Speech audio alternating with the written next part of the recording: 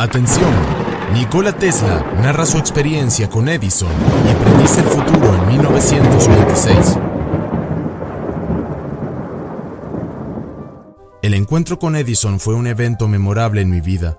Me asombró este hombre maravilloso que sin las primeras ventajas en la formación científica ya había logrado tanto. Cuando la tecnología inalámbrica se aplique perfectamente, toda la Tierra se convertirá en un cerebro enorme, que en realidad lo es. Todas las cosas son partículas de un todo real y rítmico. Mientras reviso los eventos que han ocurrido en mi vida, me doy cuenta de lo sutiles que son las influencias que dan forma a nuestros destinos. Un incidente de mi juventud puede servir para ilustrar. Un día de invierno logré escalar una montaña empinada en compañía de otros chicos. La nieve era bastante profunda y un viento cálido del sur no hacía adecuado para nuestro propósito. Reflexionamos lanzando bolas que rodarían por una cierta distancia, recogiendo más o menos nieve, e intentamos superarnos en este apasionante deporte. De repente, vimos que una bola iba más allá del límite y se agrandaba en proporciones enormes hasta que se volvió tan grande como una casa, y tremendamente se unió en el valle que estaba más abajo por una fuerza que hizo temblar el suelo. Miré hechizado, incapaz de comprender lo que había sucedido. Durante semanas la imagen de la avalancha permanecía ante mis ojos, y desde entonces me pregunté cómo algo tan pequeño podía crecer a un tamaño tan inmenso. Estaba fascinado sobre la magnificencia de las pequeñas acciones, y años después, cuando me dediqué al estudio experimental de resonancia mecánica y eléctrica, me interesé mucho desde el principio. Posiblemente si no hubiera sido por esa poderosa impresión, es posible que no hubiera seguido la pequeña chispa que obtuve con mi bobina y nunca llegara a desarrollar mi mejor invento. Me ofrecieron un puesto en París que acepté con mucho gusto. Nunca podré olvidar la profunda impresión que esa mágica ciudad produjo en mi mente. Durante varios días después de mi llegada, deambulé por las calles y me desconcerté por completo por tanto espectáculo. Las atracciones eran muchas e irresistibles. Había mucho que hacer. Había tenido una vida bastante extenuante, algo que podría denominarse como moda rooseveltiana. Todas las mañanas, independientemente del clima, iría del Boulevard Saint-Marcel, donde residía, a una casa de baños en el Sena. Me zambulliría en el agua y realizaría el circuito 27 veces para luego caminar por una hora y llegar a Évry, donde estaba ubicada la fábrica de la compañía. Allí tomaría el desayuno a las 7:30 de la mañana y luego empezaría ansiosamente la hora del almuerzo. Mientras tanto, trabajaría junto al director de la obra, el señor Charles Batchelor, asistente y amigo íntimo de Edison. Durante ese tiempo estuve en contacto con algunos estadounidenses quienes me tomaron mucho aprecio debido a mi habilidad en el billar. En ese entonces me decepcioné enormemente debido al fracaso total de mis intentos de reunir capital para mis investigaciones.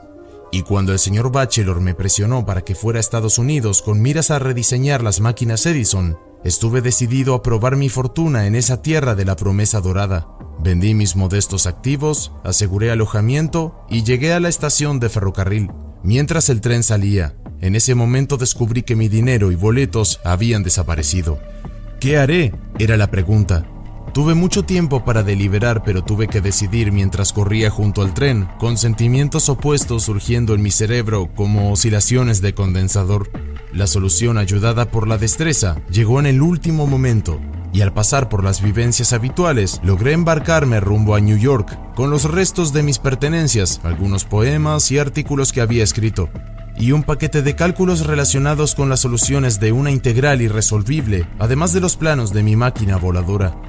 Ojalá pudiera poner en palabras mi primera impresión de este país. En los cuentos árabes leí cómo las personas fueron llevadas a una tierra de ensueño para vivir aventuras encantadoras. Mi caso era todo lo contrario. Me habían llevado de un mundo de ensueño a uno de realidades. Lo que había dejado atrás era hermoso, artístico y fascinante. Pero lo que vi aquí fueron máquinas, algo tosco y poco atractivo. Un policía corpulento estaba haciendo girar su bastón que me pareció tan grande como un tronco. Me acerqué a él cortésmente con la solicitud de que me ayudara a ubicarme. 6 cuadras más abajo, luego a la izquierda, dijo el policía mirándome de forma amenazante. ¿Esto es América?, me pregunté con dolorosa sorpresa. Está un siglo por detrás de Europa en civilización. Y sin embargo, cuando fui al extranjero en 1889, habiendo transcurrido 5 años desde mi llegada aquí, Estaba convencido de que estaría más de 100 años por delante de Europa, y nada ha pasado para cambiar mi opinión. El encuentro con Edison fue un evento memorable en mi vida. Me asombró este hombre maravilloso que sin las primeras ventajas en la formación científica ya había logrado tanto. Había estudiado una docena de idiomas, profundizado en la literatura y el arte, y había pasado mis mejores años leyendo todo tipo de cosas que caían en mis manos, desde la Principia de Newton hasta las novelas de Paul de Kock, y sentí que la mayor parte de mi vida se había desperdiciado, pero no pasó mucho tiempo antes de que reconociera que era lo mejor que podía haber hecho. En unas pocas semanas me había ganado la confianza de Edison, y se produjo de esta manera. El SS Oregon, el barco vapor más rápido en ese momento, tenía sus 2 máquinas de iluminación desactivadas y su navegación se retrasó, ya que la superestructura se había construido después de su instalación. Era un problema imposible de resolver, la situación era grave y Edison estaba muy molesto. Por la noche me llevé los instrumentos necesarios y subí a bordo del barco donde pasé la noche. Los dínamos estaban en muy mal estado, con varios cortocircuitos y roturas, pero con la ayuda de la tripulación logré ponerlos en marcha. A las 5 de la mañana, cuando pasaba por la Quinta Avenida de camino a la tienda, me encontré con Edison y Batchelor, además de algunos otros que regresaban a casa para descansar. «Aquí está nuestro parisino corriendo por la noche», dijo. Cuando le dije que venía del Oregon y había reparado ambas máquinas, me miró en silencio y se alejó sin decir una palabra más. Pero cuando se había alejado un poco, le escuché decirle a Batchelor: «Este hombre es realmente bueno». Y desde ese momento tuve total libertad para dirigir el trabajo durante casi un año. Mi horario habitual era a partir de las 10:30 am hasta las 5 am de la mañana siguiente, sin excepción de un día. Edison me dijo: «He tenido muchos asistentes y muy trabajadores, pero tú te llevas los aplausos». Durante este periodo diseñé 24 tipos diferentes de máquinas estándar con núcleos cortos y de patrón uniforme que reemplazaron a las antiguas. Mi jefe me había prometido $50,000 al completar esta tarea, pero resultó ser una broma pesada. Esto para mí fue un doloroso golpe y renuncié a mi puesto. Inmediatamente después, algunas personas se me acercaron con la propuesta de formar una empresa bajo mi nombre, a lo que acepté. Aquí finalmente hubo una oportunidad para desarrollar el motor, pero cuando le mencioné el tema a mis nuevos socios, dijeron: «No queremos la lámpara, no nos importa este tema de la corriente alterna tuyo». En 1886 mi sistema de iluminación de arco fue perfeccionado y adoptado para la iluminación de fábricas y municipal. Yo estaba libre, pero sin otra posesión que un certificado de acciones bellamente grabado, pero de valor hipotético. Luego siguió un periodo de lucha en un nuevo medio para el que no estaba preparado. Pero al fin, la recompensa llegó en abril de 1887. La empresa eléctrica Tesla finalmente se organizó proporcionando un laboratorio e instalaciones. Los motores que construí allí eran exactamente como los había imaginado. No intenté mejorar el diseño, pero casi reproduje las imágenes de tal modo que aparecían en mi visión y la operación fue siempre como esperaba. A principios de 1888 se hizo un acuerdo con la empresa Westinghouse para la fabricación de motores a gran escala. Pero aún había que superar grandes dificultades. Ellos no querían apartarse de sus formas estándar de aparatos y mis esfuerzos debían concentrarse en adaptar el motor a estas condiciones. Otra necesidad era producir un motor capaz de funcionar eficientemente a esta frecuencia en 2 cables, lo que no era fácil de lograr. A fines de 1889 mis servicios en Pittsburgh ya no eran esenciales. Regresé a Nueva York y reanudé el trabajo experimental en un laboratorio en Grant Street, donde comencé inmediatamente el diseño de máquinas de alta frecuencia. Los problemas de construcción en este campo inexplorado eran novedosos, bastante peculiares y encontré muchas dificultades. A pesar de esto, mi progreso fue tan rápido que me permitió exponer en mis conferencias en 1891. Eso fue una bobina que producía chispas de 5 pulgadas. Fue en aquel entonces desde mi anuncio inicial de la invención y ha llegado a ser de uso universal. Y provocó una revolución mayor en muchos campos, pero aún así un futuro mayor le aguardaba. Cuando en 1900 obtuve descargas poderosas de 100 pies y envié una corriente alrededor del globo, me acordé de la primera chispa que observé en mi laboratorio de Grant Street. Me emocioné al recordar esas sensaciones al descubrir el campo magnético giratorio. En uno de estos bocetos biográficos me he referido a las circunstancias de mi vida temprana y hablé de una aflicción que me obligó a un ejercicio incesante de imaginación y autoobservación. Esta actividad mental, al principio involuntaria, bajo la presión de la enfermedad y el sufrimiento, gradualmente se convirtió en una segunda naturaleza. Y finalmente me llevó a darme cuenta de que no era más que un autómata desprovisto de libre albedrío en pensamiento, acción y meramente receptivo a las fuerzas del entorno. Nuestros cuerpos tienen una estructura tan compleja, los movimientos que realizamos son tan numerosos e involucrados, y las impresiones externas en nuestros órganos de los sentidos son tan delicadas y elusivas que es difícil para la persona promedio comprender este hecho. Somos autómatas enteramente, controlados por las fuerzas del medio que se arrojan como corchos en la superficie del agua, pero confundiendo la resultante de los impulsos del exterior con el libre albedrío. Los movimientos y otras acciones que realizamos son siempre salvavidas, y aunque aparentemente son bastante independientes entre sí, estamos conectados por vínculos invisibles. Un ser muy sensible y observador con su mecanismo altamente desarrollado, todo intacto, y actuando con precisión en obediencia a las condiciones cambiantes del entorno, está dotado de un sentido mecánico trascendente que le permite evadir peligros, demasiado sutil para ser percibido directamente.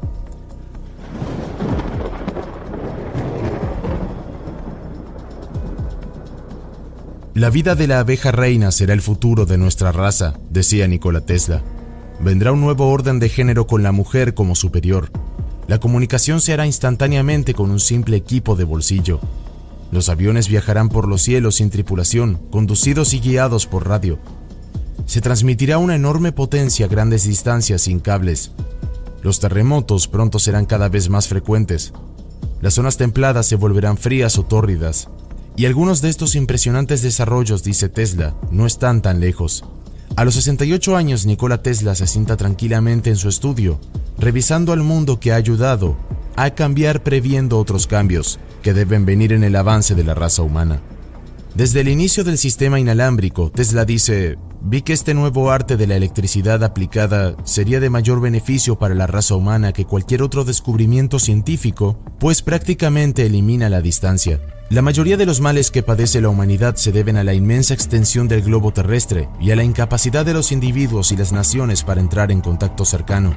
La tecnología inalámbrica logrará un contacto más cercano a través de la transmisión de inteligencia. Podremos transportarnos a nosotros mismos, así como materiales y energía.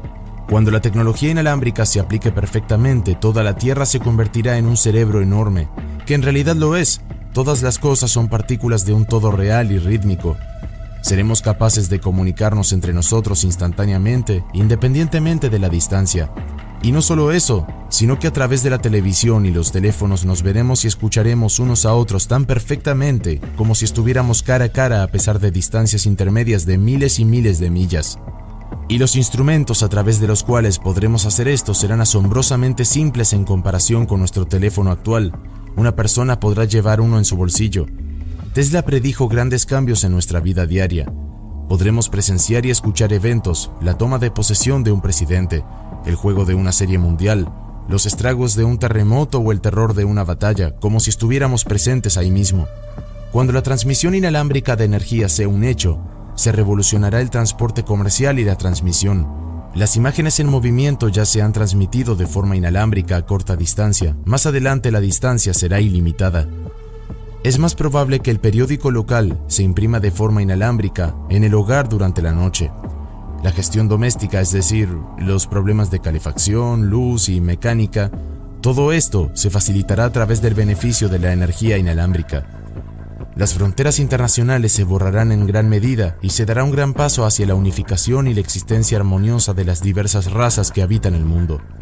La tecnología inalámbrica no solo hará posible el suministro de energía a regiones, por inaccesibles que sean, sino que será eficaz políticamente al armonizar los intereses internacionales, creará entendimiento en lugar de diferencias. Quizás la aplicación más valiosa de la energía inalámbrica será la propulsión de máquinas voladoras que no llevarán combustible y que estarán libres de limitaciones de los aviones actuales. Viajaremos de New York a Europa en pocas horas. Preveo que el desarrollo de la máquina voladora superará al del automóvil y espero que el señor Ford haga una gran contribución a este progreso.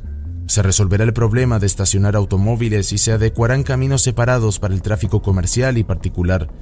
Surgirán torres de estacionamiento en nuestras grandes ciudades y las carreteras se multiplicarán por pura necesidad, O finalmente se volverán innecesarias cuando la civilización cambie las ruedas por alas. Las reservas internas de calor del mundo, indicadas por frecuentes erupciones volcánicas, se aprovecharán para fines industriales. En el artículo que escribí hace 20 años, definí el proceso para convertir parte del calor recibido del Sol en la atmósfera para uso humano. Mi proceso ha sido cuidadosamente elaborado y es racional.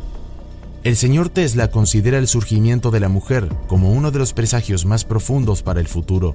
Dice Tesla que para cualquier observador capacitado e incluso para los que no tienen formación sociológica, que una nueva actitud hacia la discriminación sexual se ha apoderado del mundo a lo largo de los siglos. Esta lucha de la mujer hacia la igualdad de género terminará en un nuevo orden con la mujer como superior. La mujer moderna, que anticipa fenómenos meramente superficiales, el avance de un sexo no es más que un síntoma superficial de algo más profundo y más potente que fermenta en el seno de la raza humana. No es en la limitación física superficial de los hombres que las mujeres afirmarán primero su igualdad y luego su superioridad, sino en el despertar del intelecto de las mujeres. La adquisición de nuevos campos de actividad por parte de las mujeres y su integración gradual de liderazgo embotará y finalmente se disipará. Las sensibilidades femeninas ahogarán el instinto maternal, de modo que el matrimonio y la maternidad se volverán aborrecibles. Entonces la civilización humana se acercará cada vez más a la civilización perfecta de las abejas. El centro de toda la vida de las abejas es la reina. Ella domina la colmena no por derecho hereditario, ya que puede ser cualquier huevo, sino porque es el útero de esta raza de insectos. Hay vastos ejércitos sexualizados de trabajadores cuyo único objetivo y felicidad en la vida es el trabajar duro. Es la perfección del comunismo de la vida cooperativa socializada en la que todas las cosas, incluidos los jóvenes, son propiedad e interés de todos. Hay tres formas por las cuales la energía que determina el progreso humano se puede incrementar. Primero, podemos mejorar a las personas. Esto en el caso de la humanidad significaría la mejora de las condiciones de vida, la salud, la composición genética, etc. En segundo lugar, podemos reducir las fuerzas de fricción que impiden el progreso, como la ignorancia, la locura y el fanatismo religioso. Tercero, podemos multiplicar la energía humana encadenando las fuerzas del universo como la del sol, el océano, el viento y las olas. En el 2100, la higiene y la cultura física serán reconocidas como ramas de la educación y de gobierno. El secretario de Higiene o Cultura Física será mucho más importante en el gabinete que el presidente de los Estados Unidos, que ocupará el cargo en el 2035, que el secretario de Guerra. La contaminación de nuestras playas, como la que existe hoy en día alrededor de la ciudad de Nueva York, parecerá tan impensable para nuestros hijos y nietos como nos parece la vida sin agua potable. Nuestro suministro de agua será supervisado mucho más cuidadosamente y solo un lunático beberá agua sin tratar. Estoy convencido de que dentro de un siglo el café, el té y el tabaco ya no estarán de moda. Sin embargo, el alcohol se seguirá consumiendo, no como un estimulante, sino que parecerá un verdadero elixir de vida. La abolición de los estimulantes no se producirá por la fuerza. Simplemente ya no estará de moda envenenar el cuerpo con sustancias nocivas. Habrá suficientes productos a base de trigo para alimentar al mundo entero, incluidos los millones de habitantes de China e India, que ahora están crónicamente al borde de la inanición. La tierra es generosa, y donde su generosidad falla, el nitrógeno extraído al aire la volverá a fertilizar. Desarrollé un proceso para este propósito en 1900. Mucho antes de que amanezca el próximo siglo, la reforestación sistemática y la gestión científica de recursos naturales habrá puesto fin a todas las devastadoras sequías, incendios forestales e inundaciones. La utilización universal de la energía hidráulica y su transmisión a larga distancia abastecerá todos los hogares con energía barata y se prescindirá de la necesidad de quemar combustible. Hoy los países más civilizados del mundo gastan un máximo de sus ingresos en presupuestos de guerra y un mínimo en educación. El siglo XXI invertirá en este orden. Será más glorioso luchar contra la ignorancia que morir en el campo de batalla. Los periódicos del siglo XXI darán un mero espacio en las últimas páginas o los relatos de crímenes o controversias políticas, pero encabezarán en las primeras páginas la proclamación de nuevas hipótesis científicas. Progresar en este sentido será imposible mientras las naciones persistan en la práctica salvaje de matarse unas a otras. Al igual que otros inventores, en un momento creí que la guerra podría detenerse haciéndola más destructiva, pero descubrí que estaba equivocado. Subestimé el instinto combativo del hombre, que tardará más de un siglo en desarrollarse. No podemos abolir la guerra proscribiéndola, no podemos terminarla desarmando a los fuertes. La guerra no puede detenerse haciendo que los fuertes sean débiles. sino haciendo que cada nación sea débil o fuerte pero capaz de defenderse. He tenido la suerte de desarrollar una nueva idea y de perfeccionar los medios por los que se puede utilizar principalmente para la defensa. Mi invento requiere una gran planta, pero una vez que se establezca será posible destruir cualquier cosa, hombre o máquina que se acerque en un radio de 200 millas. Podría, por así decirlo, proporcionar un muro de poder que ofrezca un obstáculo insuperable contra cualquier agresión efectiva. Si ningún país puede ser atacado con éxito, no puede haber ningún propósito en la guerra. Quiero aclarar muy explícitamente que esta aventura mía no contempla el uso de los llamados rayos de la muerte. Los rayos no son aplicables porque no se pueden producir en las cantidades necesarias y disminuyen rápidamente en intensidad con la distancia. No digo que no haya varias guerras destructivas antes que el mundo acepte mi regalo. Puede que no viva para ver su aceptación, pero estoy convencido de que dentro de un siglo todas las naciones se volverán inmunes a los ataques. En la actualidad sufrimos el trastorno de nuestras civilizaciones porque aún no nos hemos adaptado completamente a la era de las máquinas. La solución de nuestros problemas no está en destruir, sino en dominar las máquinas. Innumerables actividades aún realizadas por manos humanas hoy serán realizadas por autómatas. En este mismo momento, los científicos que trabajan en los laboratorios de las universidades estadounidenses están intentando crear lo que se ha descrito como una máquina pensante. Anticipé este desarrollo, de hecho, construir robots. Hoy el robot es un hecho aceptado, pero el principio no se ha llevado lo suficientemente lejos. En el siglo XXI el robot ocupará el lugar que ocupaba el trabajo esclavo en la civilización antigua. No hay ninguna razón para que la mayor parte de esto no suceda en menos de un siglo, liberando a la humanidad para que persiga sus aspiraciones más elevadas, y a menos que la atención de la humanidad sea desviada violentamente por guerras externas y revoluciones internas, no hay razón para que el milenio eléctrico no comience en unas pocas décadas.